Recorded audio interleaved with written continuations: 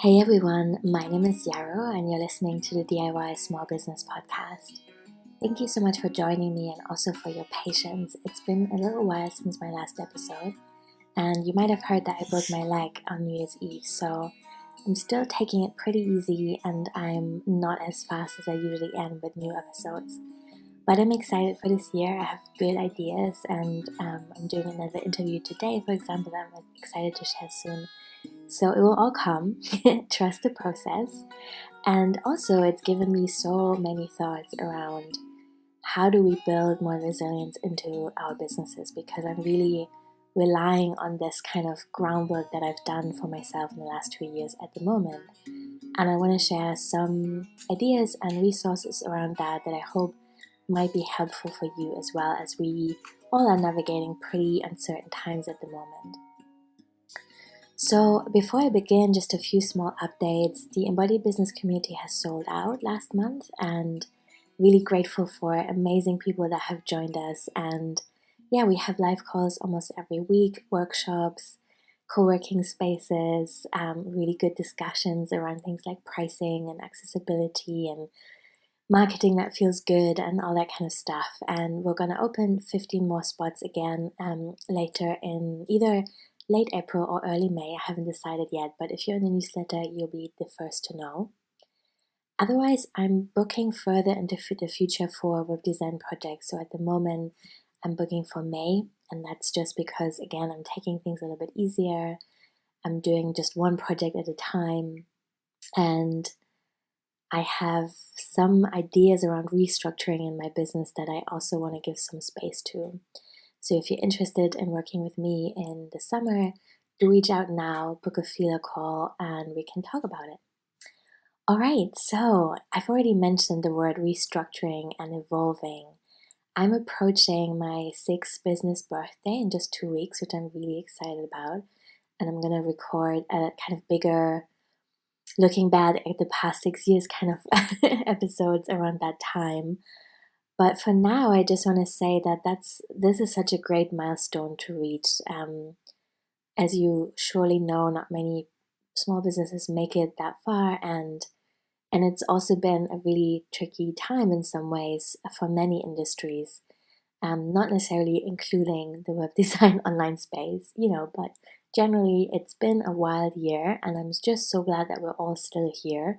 You are still listening. I'm still moving and shaking things in my business despite my broken leg, and that is just something to celebrate.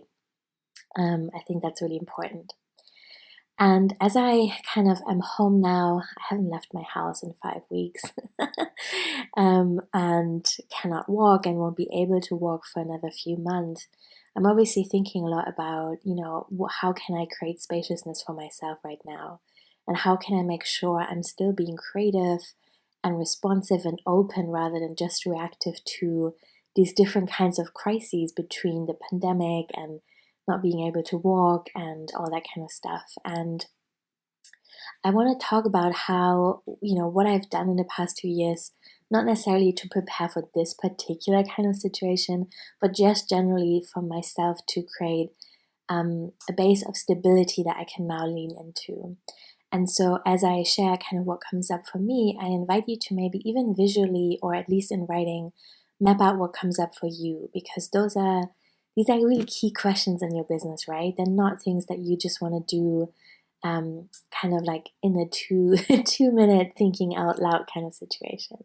This is important stuff. And so the first question I want to share with you is, in what ways is your business vulnerable?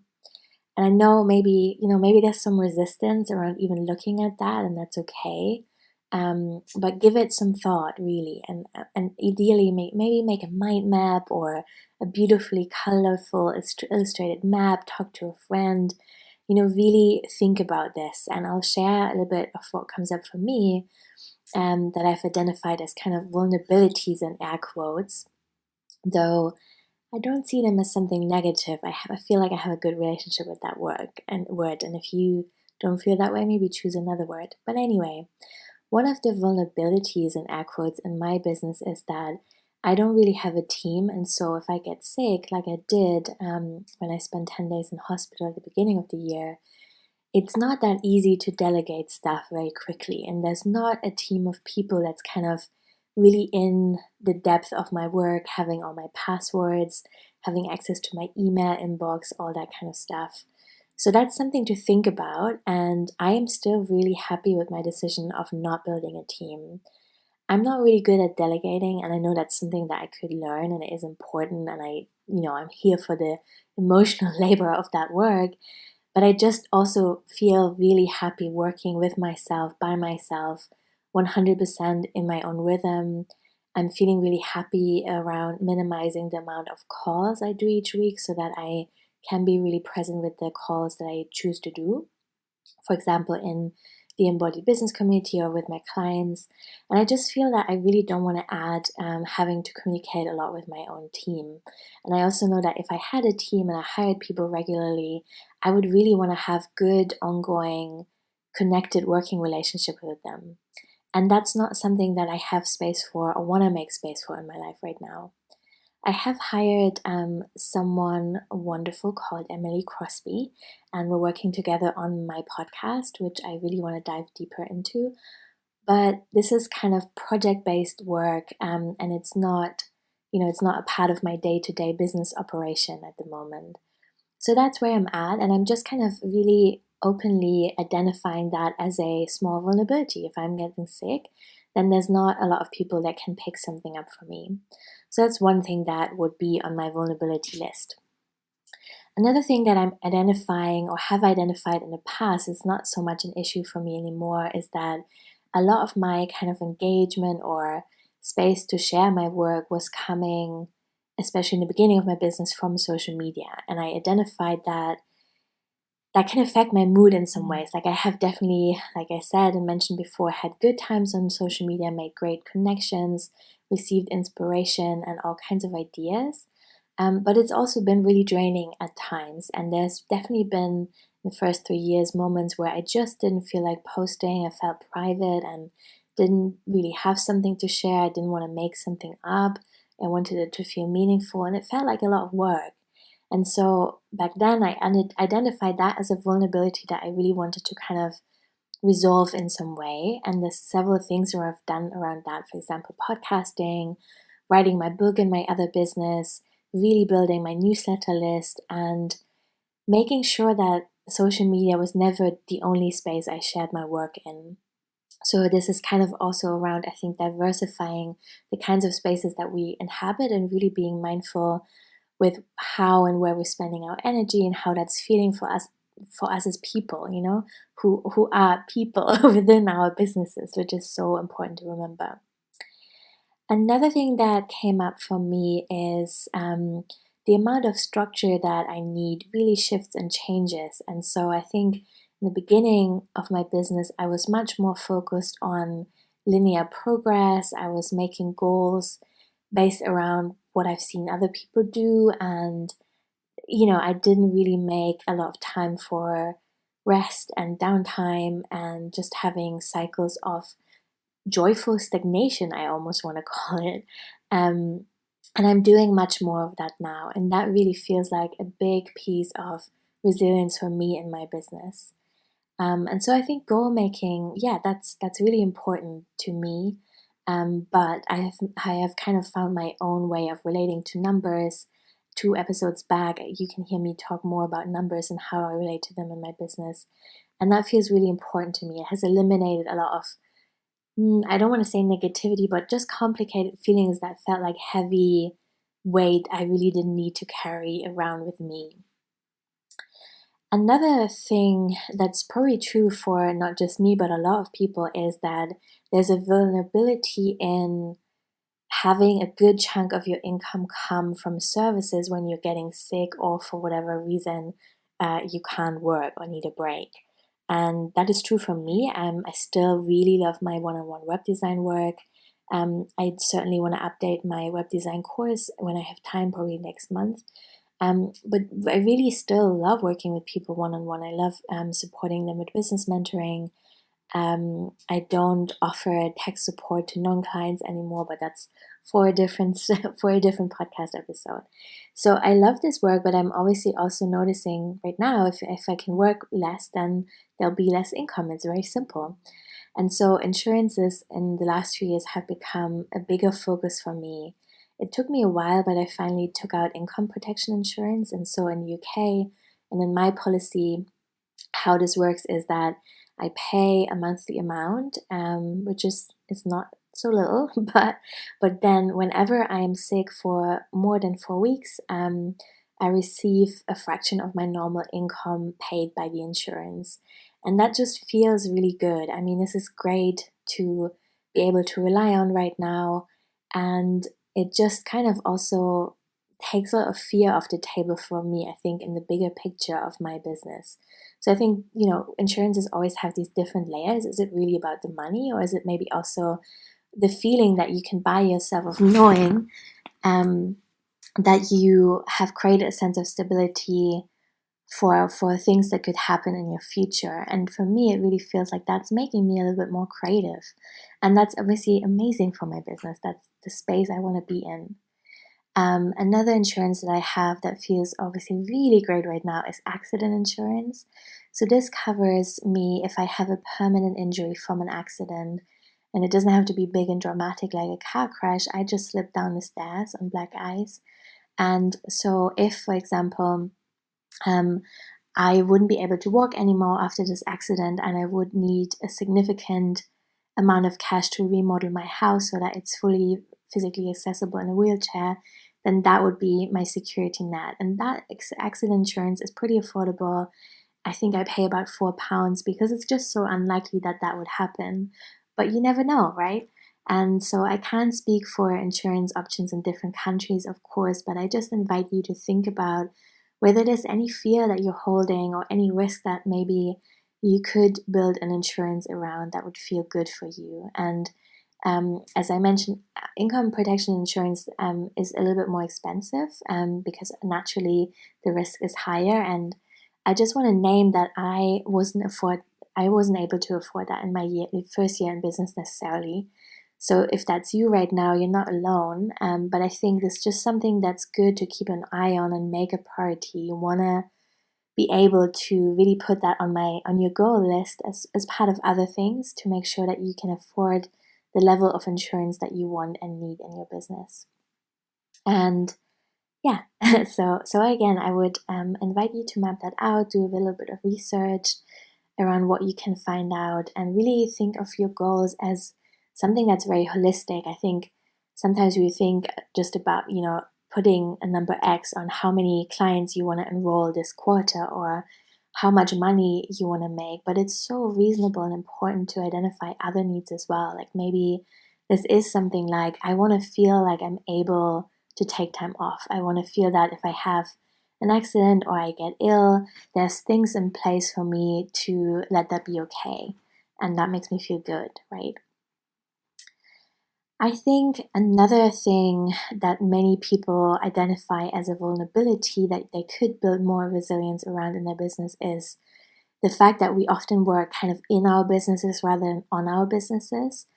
So practically what that would look like is that you maybe are really engaged with your client work, you're creating new stuff, you're teaching, you're educating, you're reaching out, and that's your day-to-day work. But how often do you make time to really look at your year ahead, at your bigger picture visions, at maybe your vulnerabilities that I just mentioned? And that's just important work for any business owner. And I think it's really vital that we schedule that into our calendar. It builds resilience because it means that we're spotting structural problems or things that are misaligned much quicker than we do when we just kind of are with our heads down in our day-to-day business work all the time. Another thing that I think is important to build in resilience is to find a way of staying in touch with our numbers. So this is really unique, right? Like everyone is different in how we relate to numbers. Maybe looking at your Excel sheet doesn't feel that great. Maybe you are actually really beautifully set up with a software system. that you use for your bookkeeping. Maybe you know what you make and don't make every day, or maybe it's something that you only visit once a month. But you need to decide for yourself how much information or how much kind of real life info you need around your money, and really find a rhythm of staying in touch with that.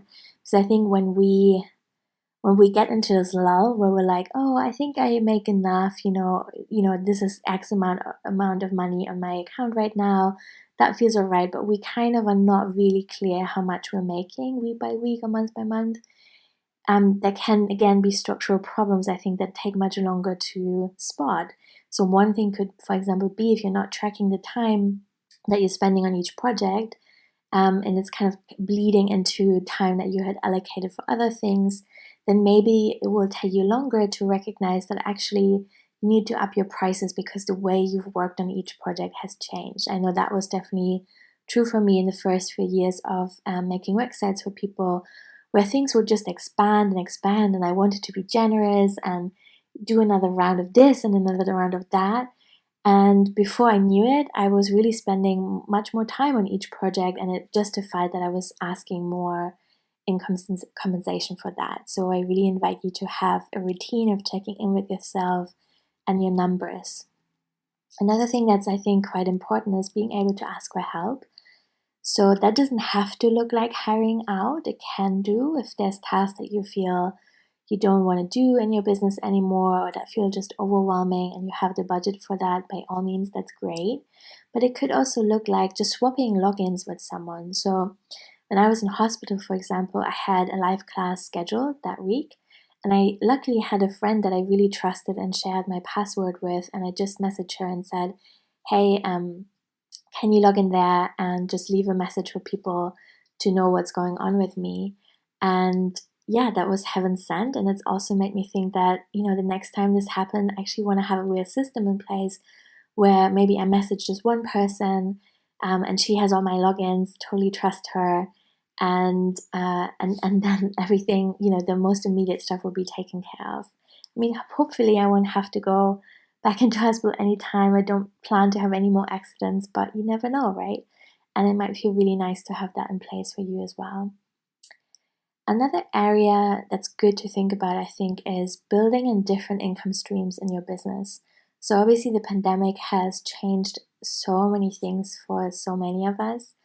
Real life interactions are just far and few in between. Many people have needed to cancel local classes or retreats or just in-person work that they would have usually done.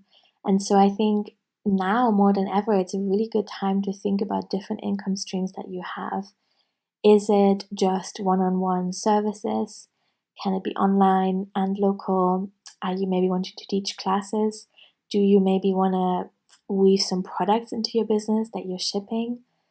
So really mapping out where your money is coming from right now and what would happen if one of those income streams would fall away. Maybe that's a scary thing to think about right now, but if you have the capacity and the headspace, I really invite you to just explore that a little bit more. And then finally, what I want to share is that building a newsletter list, and I have shared many episodes about this, is so important because it's a resource and a way to connect with people that is really resilient, because it doesn't depend on the algorithm or the rules and trends on any kind of platform. It just gives you a way to stay in touch with people and share what's going on for you in a way that's pretty intimate, because our inboxes are kind of sacred, right?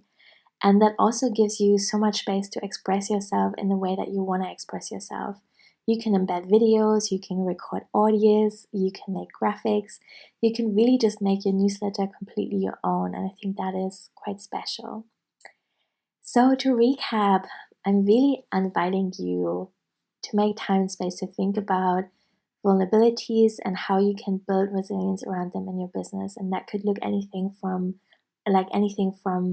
asking for help, sharing your password with a trusted person, thinking about income streams, thinking about insurance, thinking about just making a space for yourself to be human in your business, to need downtime and to have periods of rest and rejuvenation. I really wish that for you and for everyone. And I hope that this episode has been helpful.